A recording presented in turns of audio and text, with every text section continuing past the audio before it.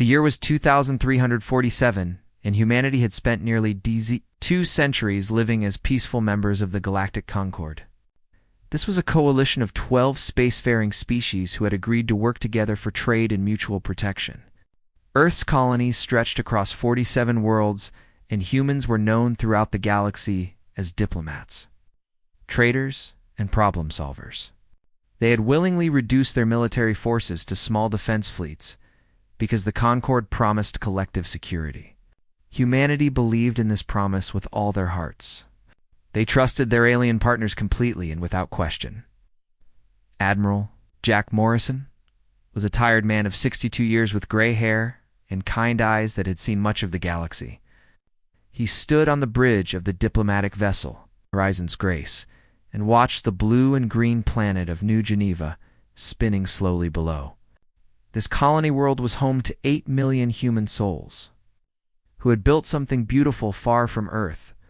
Artists lived here and created works that were celebrated across known space. Scientists conducted research in peaceful laboratories. Families raised children in safe neighborhoods where crime was almost unknown and doors were never locked. New Geneva was everything humanity had hoped to become when they first reached for the stars. Jack had brought his ship here for a routine, diplomatic mission. He was supposed to meet with colonial leaders and discuss trade agreements with neighboring systems. It was boring work, but important work that kept the peace flowing smoothly. He looked forward to visiting the famous gardens of the capital city, where flowers from 100 worlds bloomed together in harmony. He wanted to buy a painting for his wife back on Earth, because she collected art from every world he visited. The first warning came from Lieutenant Commander Kate Sullivan. She was young and sharp, with red hair pulled back in a tight bun, and she noticed the strange readings on her sensor display before anyone else on the bridge. Her voice carried a note of confusion when she spoke, because what she saw made no sense. Admiral, I am detecting multiple subspace signatures at the edge of the system. They are big signatures, sir. Very big. I count at least 200 vessels, and they are moving fast. Jack walked over to her station and looked at the readings himself. His blood went cold in his veins. He recognized the energy patterns from old intelligence reports that most officers considered outdated and irrelevant. Nobody had expected to see these signatures. Again, those are Vectri warships, he said quietly. The Vectri were an insectoid species with hard shells the color of dried blood and clicking, mandibles that never stopped moving. They stood taller than humans and moved with unsettling speed on their 6 legs. For decades, they had complained about humanity's growing influence within the Concord. They said humans were spreading too fast across the galaxy and taking too much for themselves. Most species ignored their complaints because the Vectri were always angry about something, and their protests seemed like mere jealousy. 200 warships emerged from subspace in perfect formation like a swarm of locusts descending on a field of grain. Their hulls were dark red, and their weapon ports glowed with terrible energy. They did not respond to hails. They did not issue demands or ultimatums. They did not explain their presence in human territory. They simply opened fire on everything in orbit around New Geneva. The Horizon's Grace was a diplomatic vessel, designed for comfort and negotiation. It carried no heavy weapons and only minimal shields meant to deflect space debris. Jack watched helplessly as the first Vectri beams tore through the orbital stations where thousands of people lived and worked in peace. Bodies tumbled into the vacuum of space, arms reaching for help that would never come. Escape pods launched in desperate streams only to be picked off by smaller Vectri fighters who seemed to enjoy the hunt. "Get a message to Earth," Jack ordered. His voice was steady, even though his hands were shaking at his sides. "Full visual transmission on the quantum link. They need to see everything that happens here today." Kate worked her console with frantic speed while alarms screamed throughout the ship. Tears ran down her cheeks, but her fingers never stopped moving across the controls. She established a quantum link that would carry their signal across the light years to Earth in mere moments. Whatever happened next, humanity would witness it.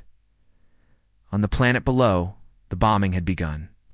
Vectri ships descended through the atmosphere in waves and unleashed plasma bombardments on every city. The capital with its famous gardens became a crater of molten glass within minutes. The university district where young people studied art and music and literature was reduced to smoking rubble. Hospitals full of sick and injured people were specifically targeted because the Vectri considered medical facilities to be strategic resources that must be eliminated. First, Jack watched it all through the ships. Sensors with growing horror. He saw families running through streets that were on fire with nowhere to escape. He saw children crying for parents who would never come because they were already dead. He saw 8 million lives being erased from existence with cold, mechanical efficiency by creatures who felt nothing but contempt for their victims. The Vectri broadcast their own message across all frequencies so that everyone could hear their triumph. Their leader, a massive creature called High Commander Vrex, appeared on every screen in the system. His mandibles clicked with what might have been satisfaction, or perhaps amusement, at the suffering he had caused. "Let this be a lesson to the human infestation," Vrex announced in a harsh, clicking voice that translators rendered into human speech. "You have spread too far across the galaxy. You have taken too much that does not belong to you. Today we begin the cleansing of your species. New Geneva is only the first world to burn. Every human colony will follow until your kind learns its proper place beneath us." A Vectri cruiser turned its weapons toward the horizon's grace. Jack knew he had only seconds left before death claimed him and everyone aboard. He stepped in front of the transmission camera and looked directly into the lens with steady eyes. He wanted the people of Earth to see his face when they received this final message. "This is Admiral Jack Morrison of the Horizon's Grace. New Geneva is gone. 8 million of our people are dead or dying as I speak these words. The Vectri have done this without warning and without mercy. They attacked civilians who had no weapons and no way to defend themselves. Do not let this stand. Do not let our deaths mean nothing. Remember us, and remember what was done here today." The beam hit the ship, and everything went white, and then there was nothing at all on Earth. President Daniel Cooper was hosting a state dinner for visiting diplomats when his communications officer interrupted with news of an emergency transmission from deep space. The president excused himself from the table and walked quickly to a private viewing room where his senior advisors were already gathering with pale faces and trembling hands. They activated the holographic display and watched in horror as the images from New Geneva played. Across the walls, like scenes from a nightmare. Daniel was 63 years old, with silver hair and lines on his face earned through decades of service. He had spent his entire career working for peace and cooperation with alien species. He believed in the Concord with absolute faith. He believed that reasonable beings could always find common ground if they were willing to talk. That belief died in the space between one heartbeat and the next. His daughter Emma had been on New Geneva. She was 28 years old and she had been studying sculpture at the Colonial Art Institute because she had her mother's talent for creating beauty. Daniel had spoken to her just 3 days ago on a video call. She had been excited about a new piece she was working on and promised to show him when it was finished. The other advisors were speaking, but Daniel could not hear their words through the roaring in his ears. He watched the footage of burning cities and fleeing civilians being cut down. He watched Admiral Morrison deliver his final message with courage that deserved to be remembered. He watched his faith in the galaxy crumble into ash that could never be rebuilt. When he finally spoke, his voice sounded like it belonged to someone else entirely. Someone older and colder and capable of things that Daniel Cooper had never imagined himself doing. Contact the old bunkers beneath the Rocky Mountains, the ones that officially do not exist on any map. Wake up the generals we forced into retirement 200 years ago when we joined the Concord. Find the files marked Lazarus Protocol and bring them to me within the hour. We have work to do. His advisors stared at him with confusion and growing fear because they did not understand what he was saying. They did not know about the bunkers, or the retired generals, or the Lazarus Protocol. These secrets had been passed down from president to president since the day humanity first joined the Concord. Every leader hoped they would never need to use them. Every leader prayed the day would never come. "Sir," one advisor managed to say with a shaking voice, What exactly are you planning to do?" Daniel turned away from the images of death and destruction that still played on the walls. His eyes were dry because the tears would come later when he was alone in the dark. Right now, he had work to do, and a species to save from extinction. The galaxy seems to have forgotten what humans are capable of when someone hurts our families. We spent 200 the years being peaceful and civilized because we chose that path. Not because we had to walk it. Not because we were weak. The Vectory just reminded us of who we really are. Beneath all that civilization, we wore like a mask. He paused at the... Doran looked back at his advisors with eyes that held no warmth. Now we remind them what happens when you wake a sleeping giant deep beneath the rocky mountains. There existed a facility that appeared on no map and no official record anywhere in human space. The entrance was hidden inside an abandoned mine that tourists sometimes photographed, without knowing what lay beneath their feet.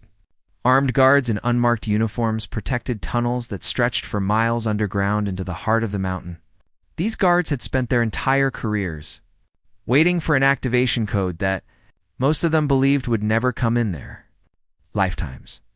General Tony Reeves was 74 years old, but he moved like a much younger man because he had spent most of those years in frozen sleep. He had been forced into early retirement along with thousands of other military officers when humanity joined the Galactic Concord 2 centuries ago. The alien coalition had demanded that Earth reduce its military capabilities as a condition of membership in their peaceful union.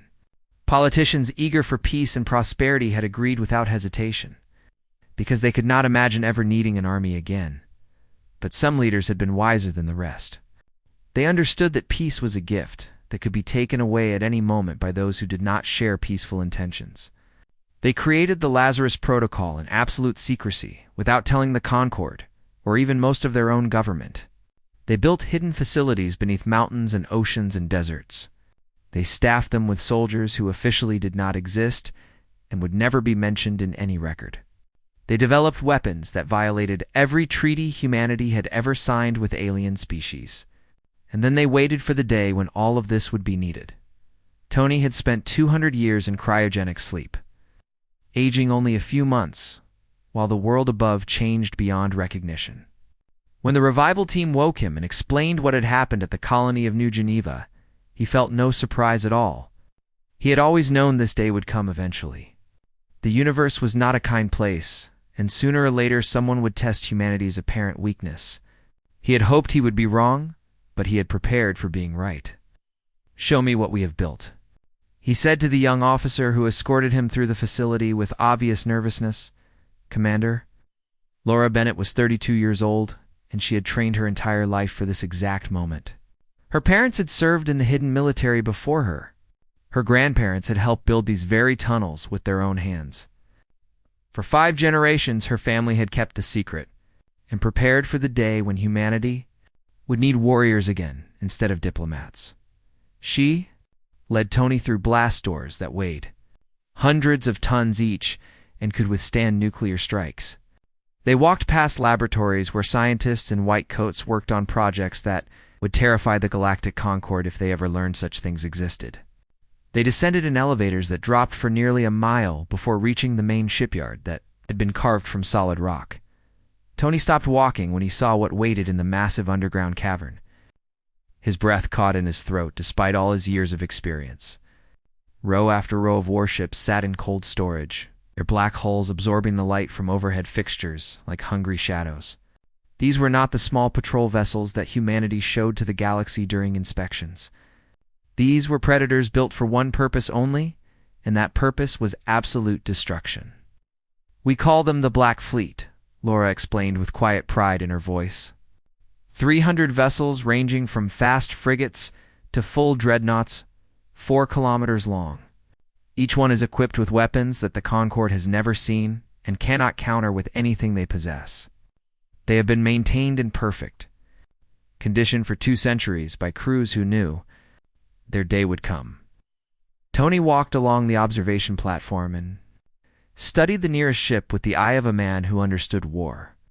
It was 4 kilometers long with angular armor plating designed to deflect energy weapons, and weapon ports that lined its hull like the teeth of some great beast. The design was brutal and efficient, and utterly without mercy because mercy had no place in what was coming. "What about crews to fly these ships?" he asked. "We have been training personnel in secret academies hidden across Earth and the colonies for generations. Every ship can be fully staffed within 72 hours by people who have prepared their whole lives for this. The crews have run simulations thousands of times until they can perform their duties in their sleep. They are more than ready." In another section of the facility, Dr. Kevin Park supervised the activation of weapon systems that existed only in classified files buried under layers of encryption. He was a small man with thick glasses and nervous hands that shook slightly when he worked, but his mind was one of the sharpest on Earth. He had spent 40 years developing tools of destruction that he hoped with all his heart would never be used against living beings. The quantum disruption cannon could tear apart molecular bonds at the atomic level. Ships hit by this weapon did not explode in flames or break into pieces. They simply fell apart into clouds of disconnected particles that drifted away on solar winds. The Singularity torpedo created a temporary black hole that consumed everything within its event horizon before collapsing in on itself and vanishing. These weapons were terrifying enough, but there was something worse in the files. They called it Prometheus Fire, after the god who brought forbidden knowledge to humanity. The file contained equations that most physicists would consider impossible if they ever saw them. It was a weaponized artificial singularity that could be controlled and directed like a tool before being terminated by its operators. Kevin had built it because he was asked to build it by people who understood the stakes. He prayed every night that no one would ever order him to use it against another species, while the military prepared for war beneath the mountains. Ambassador Nicole Grant faced a different kind of battle among the stars. She stood before the assembled representatives of the Galactic Concord in their magnificent council chamber on the neutral station of Unity Prime. 12 species watched her with expressions ranging from genuine sympathy to cold indifference to barely hidden contempt. Nicole was 51 years old with silver hair cut short and practical, and eyes that had seen too much of alien politics. She had devoted her entire life to diplomacy and building bridges between species who did not understand each other. She had believed in the Concord with all her heart and soul. That belief had cost her people 8 million innocent lives. The Concord speaker, a tall amphibian creature called Delegate Morrow, who dripped water constantly from his pale skin, addressed the assembly with carefully chosen words that meant nothing at all. "We offer our deepest condolences to humanity for the tragedy at New Geneva. This loss of life is truly regrettable, and we mourn with you. However, we must urge restraint in this difficult time of grief. Military action against the Vecthory Dominion could destabilize the entire region and lead to further conflict. We recommend diplomatic negotiations to resolve this matter peacefully, as the Concord has always done." Nicole listened to the translation through her earpiece and felt something cold settle in her chest. She looked around the chamber at species who had promised to protect humanity when they gave up their weapons. The Vecthory delegation sat in their section and watched her with compound eyes that showed no remorse for what they had done. High Commander Vrex was not present, but his subordinates clicked their mandibles in what might have been amusement at her pain. Diplomatic negotiations? Nicole repeated slowly so that everyone could hear the words clearly. "You want us to negotiate with the species that just murdered 8 million of our civilians, including children and elderly, and sick people in hospitals. You want us to sit across a table from the creatures who bombed schools and hunted survivors through burning forests for sport. Violence only breeds more violence." Delegate Morrow replied with his wet, gurgling voice. "The Concord was founded on principles of peaceful resolution between all species. We cannot authorize military action that might escalate this conflict beyond control." Nicole reached up and removed the diplomatic credentials from around her neck. She placed them carefully on the speaker's podium, where everyone in the chamber could see what she was doing. The room fell completely silent. "Humanity formally withdraws from the Galactic Concord, effective immediately," she announced. Her voice was calm, but it carried to every corner of the vast room like thunder. We joined this coalition because we believed in collective security. We limited our military because you promised to protect us from those who wished us harm. We trusted you with the lives of our children." She turned to face the Vecthory delegation directly. Her eyes locked onto the nearest insectoid representative, and she did not look away or blink. "That trust is dead forever. It died with our children on New Geneva while you watched and did nothing. You wanted to see what humanity looks like without the restraints of civilization holding us back. You called us soft and weak and ripe for slaughter. You thought 2 centuries of peace had made us forget how to fight back against those who wrong us." Nicole smiled, but there was no warmth in it at all. "You were about to learn how terribly wrong you were. Every species in this chamber should remember this moment and tell your children about it. Humanity gave peace an honest chance. We genuinely tried to be good neighbors in this galaxy. But you taught us that good neighbors can be slaughtered without consequence while others watch and offer only." Words. She walked toward the exit without looking back at any of them. We will not make that mistake again. When the Vecthory Dominion is broken, and their empire is nothing but ash and memory, perhaps then we can discuss new treaties. Until that day comes, stay out of our way or be swept aside." The doors closed behind her, and the Galactic Concord sat in stunned silence. They had just watched humanity transform from peaceful partners into something far more dangerous than they had ever imagined. The sleeping giant had opened its eyes at last, and it was very, very angry. Across human space, the awakening had begun in earnest. Retired soldiers reported 2 hidden bases they had been told about years ago. Secret factories began producing weapons and ammunition around the clock. Ships that had gathered dust for generations powered up their engines for the first time in centuries. And in homes on every human world, people looked at the images from New Geneva playing on their screens and felt something ancient and terrible stirring in their blood. Humanity had tried civilization and peace and trust. Now they would try something else entirely. 6 months had passed since the massacre at New Geneva, and the Vecthory Dominion felt secure in their victory over the humans. Their scouts had swept through the border regions and reported no unusual military activity anywhere in human space. The Galactic Concord had done nothing to punish them for their actions, just as they had predicted. The insects believed that humanity was broken and cowering in fear, preparing to accept their new status as a diminished species that would never again challenge Vecthory supremacy. They were catastrophically wrong in ways they could not begin to. Imagine Captain Chris Martinez commanded the first, a vessel of what would become known throughout the galaxy as the Black Fleet. His ship was the dreadnought Silent Fury, and it measured 4 kilometers from bow to stern with enough firepower to crack a planet in half. At 41 years old, he had spent his entire adult life training in secret academies for a war that most people believed would never happen. Now that war had come, and he was ready to show the galaxy what humanity could do when pushed beyond all limits. The Black Fleet numbered 300 vessels when it launched from hidden shipyards scattered across human space in places the Vecthory had never thought to look. They moved without running lights and without broadcasting identification codes of any kind. They traveled through the void like ghosts, invisible to sensors until it was far too late for their enemies to run. Commander Amy Walsh led the intelligence division that had spent the past 6 months mapping every Vecthory world. Every military installation, every supply route and communication relay in their entire dominion.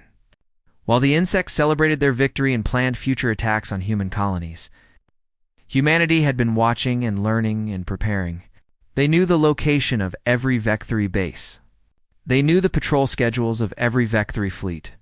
They knew exactly where to strike to cause maximum damage with minimum warning. The first attack came at the outer colonies of Vecthory Prime itself.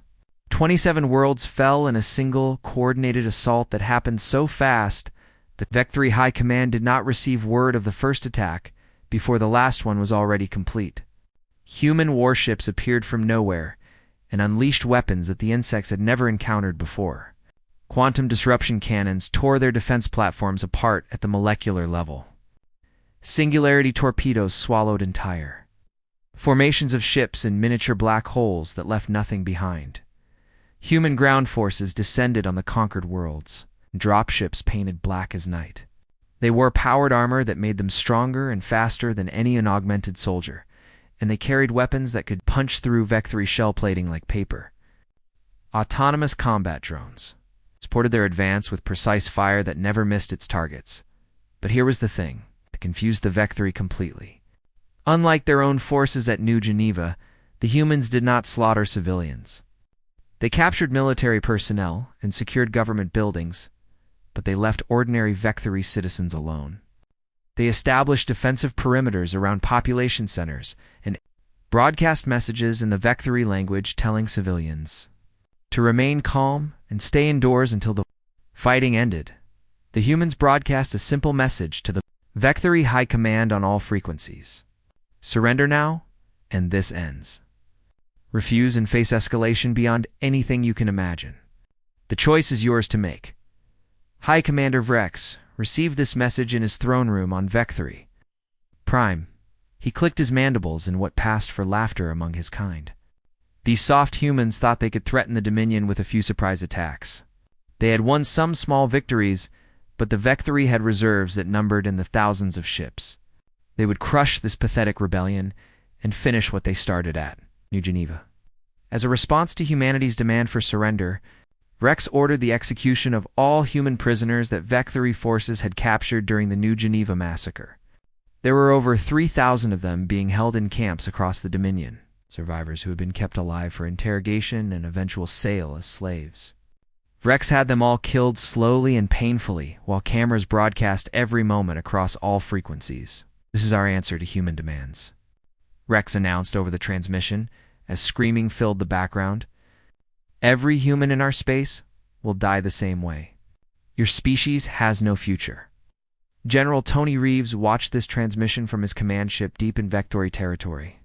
His face showed no emotion at all as he witnessed the murder of innocent people whose only crime was being human. When the broadcast ended, he sat in silence for a long moment while his bridge crew waited for orders. They want to play by their rules, he said quietly in a voice that carried no anger but promised something far worse. Very well, Lieutenant Greg Howard, deploy Prometheus fire on the following coordinates. Greg was a young man of 26 years with a wife and infant daughter back on Earth. His hands hesitated over the controls. For just a moment, because he understood what he was about to do. He had hoped they would never actually use this weapon against living beings. But he thought about New Geneva and the prisoners who had just been executed and the families who would never see their loved ones again. He entered the authorization codes, the Vectri military shipyards at Nexus Station were the largest in their entire empire. 500 warships were docked there for repairs and resupply. 50,000 workers lived on the station itself. It was the heart of Vectri military power, and Vrex believed it was untouchable because of its location deep within.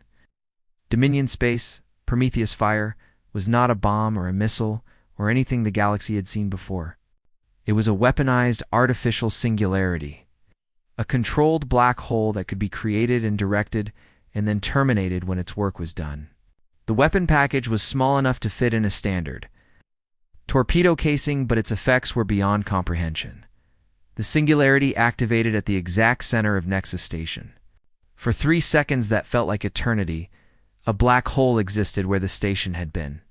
Everything within 50,000 kilometers was pulled toward that single point of infinite density. Ships, structures, debris, and bodies all spiraled inward and vanished into darkness. Then the singularity collapsed, as programmed, and there was nothing left at all. Not wreckage. Not bodies. Not even atoms. Just empty space where the heart of the Vectri war machine had existed moments before. The Galactic Concord demanded an immediate ceasefire from humanity.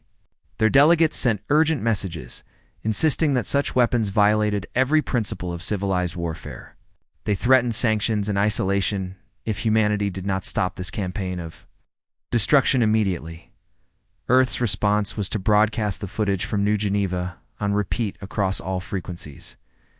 They showed the burning cities and the fleeing civilians and the children being hunted through forests. Alongside this, they showed the footage of Vectory commanders executing human prisoners while laughing at their screams. When they stop, President Daniel Cooper stated in a message to the Concorde, "We will stop." Not one moment before. You had your chance to prevent this. You chose to do nothing while our people died. Now, you can watch while we do what you were too cowardly to do. The Black Fleet continued its advance through Vectory space. More worlds fell every day. More shipyards vanished into artificially created singularities. More Vectory soldiers learned that the humans they had called soft and weak were neither of those things. On the conquered worlds, something strange began to happen. Vectory civilians who had expected to be slaughtered found themselves protected by human soldiers. Food and medical supplies were distributed to populations that had been abandoned by their own retreating military.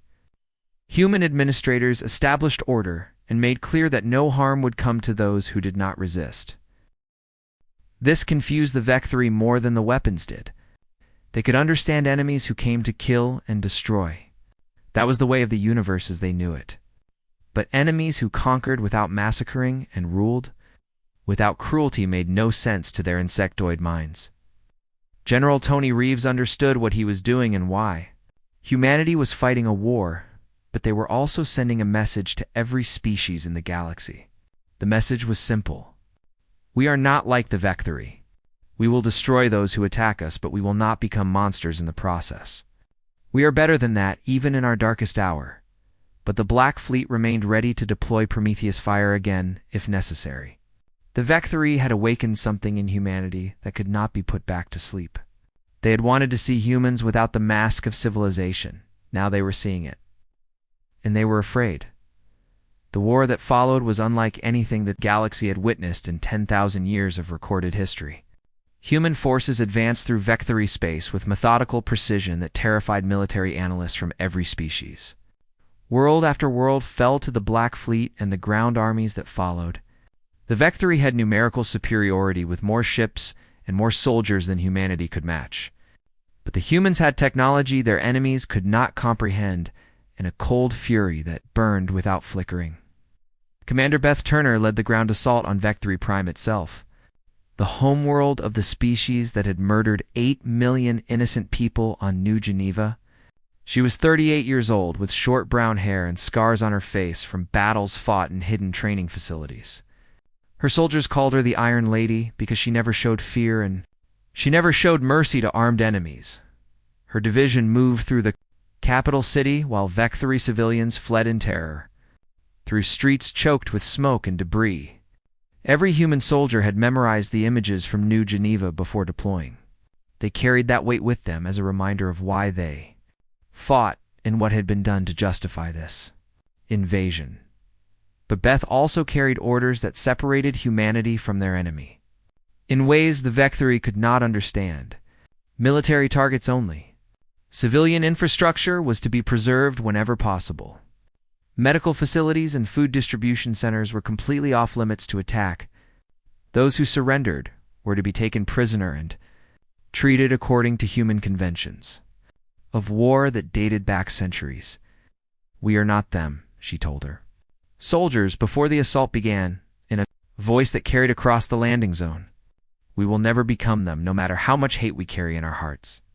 We fight because we must fight to protect our people and avenge our dead. But we will not slaughter innocents to satisfy our anger. We will not become the monsters they are." Her soldiers listened and understood. Many of them had lost family at New Geneva. Many of them wanted nothing more than to burn every Vectory city to the ground and salt the earth, so nothing would ever grow there again. But they were human, and that meant something. That had to mean something, Captain. Ryan Cole commanded the orbital bombardment. Platform positioned above Vectory Prime.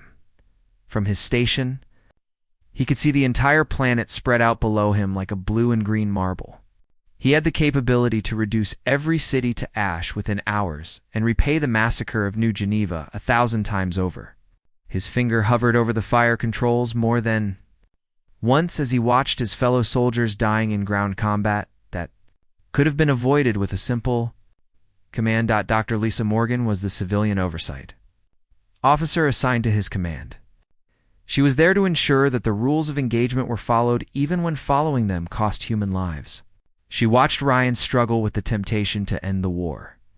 Quickly and decisively with fire from the sky, every species in the galaxy is watching us right now, she reminded him during one particularly bad day when human casualties were mounting in the streets below. They need to see that humanity can be pushed to war, but never pushed to genocide. They need to see that we can hate our enemies without becoming exactly like them. That is what makes us different. That is what makes us worthy of surviving this. Ryan pulled his hand back from the controls and closed his eyes for a long moment. Then we do this the hard way. The hard way meant a ground invasion that cost human lives every single day. It meant clearing cities building by building while trying to minimize civilian casualties on both sides. It meant accepting risks that simple orbital bombardment would have eliminated in moments. It meant watching friends die because the rules said they could not take the easy path. Meanwhile, Admiral Sam Griffin led the fleet that intercepted Vectory reinforcements, trying to reach their homeworld from outer colonies. The Battle of the Kessler Passage became the largest naval engagement in galactic history, with over 1,000 ships involved on both sides. Space became filled with weapons, fire, and explosions, and the silent screaming of metal torn apart by forces beyond imagination. Human tactical superiority proved decisive as the Black Fleets advanced. Weapons tore through Vectory, formations that had never faced anything like this before. But victory came at a terrible cost that no one had wanted to pay. 47 human vessels were destroyed in the engagement. 18,000 sailors died in the cold vacuum of space, their bodies drifting among the wreckage of their ships. For each name on the casualty list, a family back on Earth received notification from officers who hated delivering such news. For each death, the war became more personal and more bitter. Some began to question whether the rules of engagement were worth the price. Some wondered if they should simply unleash everything they had and end the war regardless of civilian casualties. General Tony Reeves addressed these concerns in a broadcast to all human forces after the Battle of Kessler Passage. "I know what you are feeling," he said to soldiers and sailors across the war zone. "I know the anger that burns inside you when you hear about friends who died while we held back weapons that could have prevented their deaths. I know the temptation to abandon our principles and become what the Vectory already think we are." He paused, and his old face showed the weight of every decision he had made. "But I am asking you to hold the line. Not because it is easy, not because it is safe. I am asking you to hold the line because what we do in this war will define humanity for the next 1,000 years. Every species in this galaxy is watching to see who we really are when the masks come off. If we slaughter civilians by the millions, we prove the Vectory right about us. We prove that we are no better than they are. We win the war, but we lose everything that makes us worth saving." The soldiers listened. Some agreed, and some did not, but they all followed orders because they trusted the people leading them. They fought with fury, but maintained discipline. They destroyed military targets, but spared civilian populations whenever possible. They proved that their civilization was not merely a thin mask over savagery, but something real and strong. Something that could survive even this darkest hour on. Vectory Prime. The ground campaign continued for 3 months of brutal combat. Commander Beth Turner lost count of how many soldiers she buried in that time. She lost count of how many times she wanted to order her troops to stop taking prisoners and simply kill every Vectory they found. But she never gave that order. She held the line because someone had to hold it. Finally, the Vectory military command on the homeworld requested terms of surrender. Their forces were shattered. Their fleet was destroyed. Their colonies were occupied by human troops who had proven themselves unstoppable. "High Commander." Rex had fled to a bunker somewhere beneath the capital city and refused to emerge. Beth received the surrender request on a rainy morning while standing in the ruins of what had once been a beautiful plaza. She thought about New Geneva and the 8 million dead. She thought about her soldiers who had given their lives to reach this moment. She thought about the easy path she had refused to take. "Tell them we accept their surrender," she said to her communications officer. "Military personnel will be detained as prisoners of war. Civilians will not be harmed. Medical aid will be provided to wounded on both sides." Her officer looked at her with surprise. "After everything they did to us, ma'am?" Beth looked up at the gray sky and let the rain wash over her face. "That is exactly why we do this. Because they would not have done the same for us. Because being better than your enemy means being better than your enemy even when they do not deserve it. Send the message." The message was sent. The guns fell silent on Vecturi Prime, and somewhere in the galaxy, representatives of 12 species began to realize that humanity was something far more complex and dangerous than they had ever understood. The Vecturi Dominion surrendered. Unconditionally, 18 months after the massacre at New Geneva, their military was shattered beyond any hope of recovery. Their leadership was either captured or dead or hiding in holes waiting to be found. Their entire empire was occupied by human forces who had proven themselves capable of terrible destruction and remarkable restraint in equal measure. The galaxy watched in stunned silence as the species they had dismissed as soft diplomats dictated terms to their defeated enemy. President Daniel Cooper traveled personally to attend the surrender ceremony. Aboard the command ship Remembrance, this vessel had been named for the 8 million souls lost at New Geneva, and their names were inscribed on every wall throughout the ship.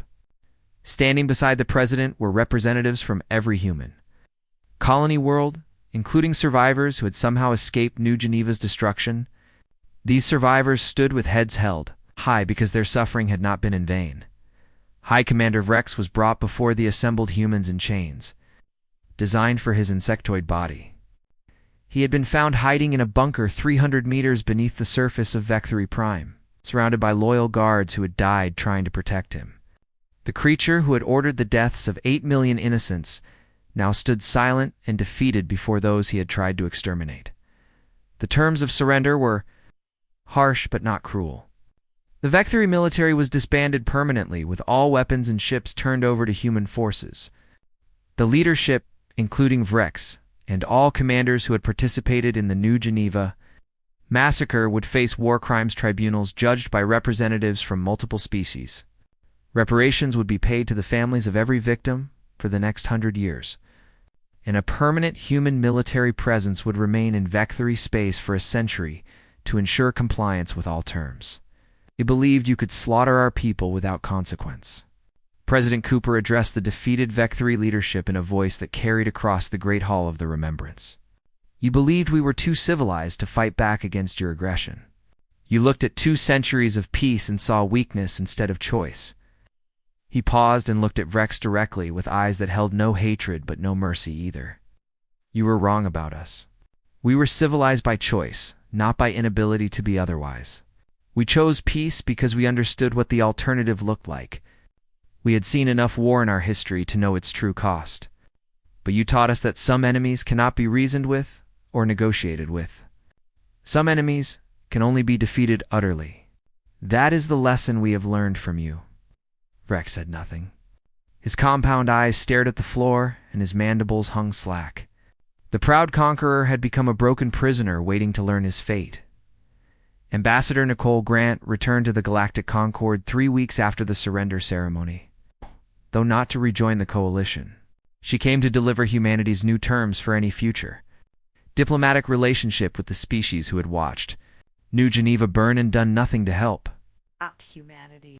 "Will maintain whatever military forces we deem necessary for the protection of our people," she announced to the assembled delegates who listened in uncomfortable silence. "We will not ask your permission to defend ourselves. We will not trust others to protect us from those who wish us harm. We will not limit our capabilities to make you feel more comfortable. What happened at New Geneva will never happen again because we will never allow it to happen." Concord species had no response to offer. They had watched a species they considered harmless transform into the most formidable military power in known space within months. They had seen weapons deployed that rewrote their understanding of what was physically possible. They had witnessed humanity's terrifying capacity for organized violence, and their equally remarkable capacity for restraint even in victory. If you wish to establish new treaties with humanity, Nicole continued, we are willing to discuss terms, but those treaties will be between equals. We will not join your coalition as junior members to be protected and patronized. We will not give up our weapons or our ships or our ability to defend ourselves. If that is unacceptable to you, then we will go our own way.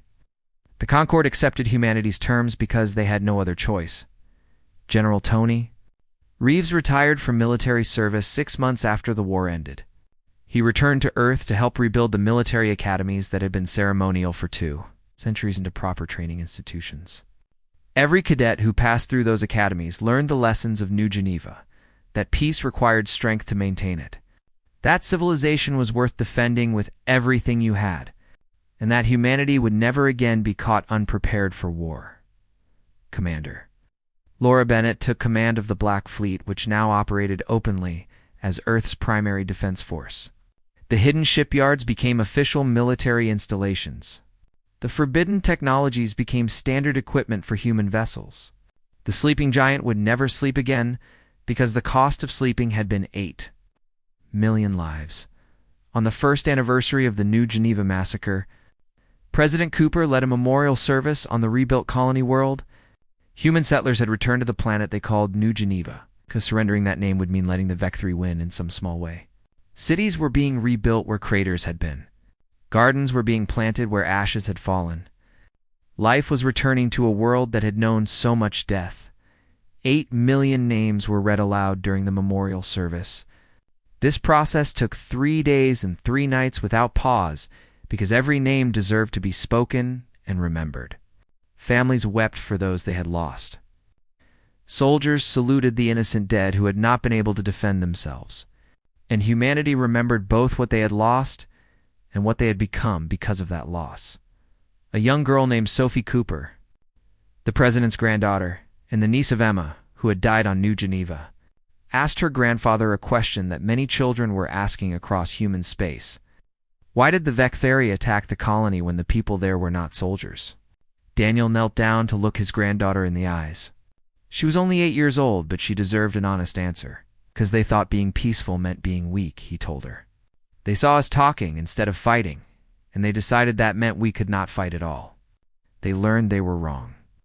We will always hope for peace, Sophie. We will always work for peace, because peace is better than war in every way. But we will never again be unprepared for those who choose war instead. The galaxy watched humanity with new eyes after the Vec3 War ended. Some species feared what they had seen and kept their distance from human space. Others sought alliances and trade agreements because being friends with humanity seemed safer than being enemies. But all of them understood the same fundamental truth that the war had taught. Humans were not merely one species among many in the galactic community.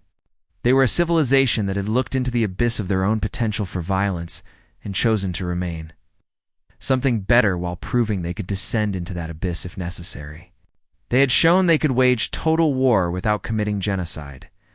They had shown they could hate their enemies without becoming monsters. They had shown that strength and mercy could exist together in the same hands, and that combination made them the most dangerous species anyone had ever encountered. 5 years after the war ended, a Vectheri child born during the occupation asked a human soldier why his people had not simply destroyed all Vectheri when they had the chance, and the weapons to do so.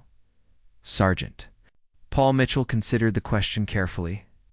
He had lost his brother at New Geneva and spent every day of the war wanting revenge, because that would have made us like you were, he said finally. We fight to protect what we love, not to destroy what we hate. There is a difference, and it matters. When your people understand that difference, maybe we can have real peace instead of just the absence of war. The child did not fully understand those words. But years later, he remembered them, and they changed how he saw the universe. The Black Fleet remained ready in orbit above 100 worlds. The weapons that could crack planets sat in their launchers, waiting for orders that might never come. Humanity had proven they could be the warriors the galaxy feared. Now they would prove they could also be something more. The message to all who watched was clear. We prefer civilization and peace and cooperation. But we no longer require them to survive. Choose wisely how you deal with us.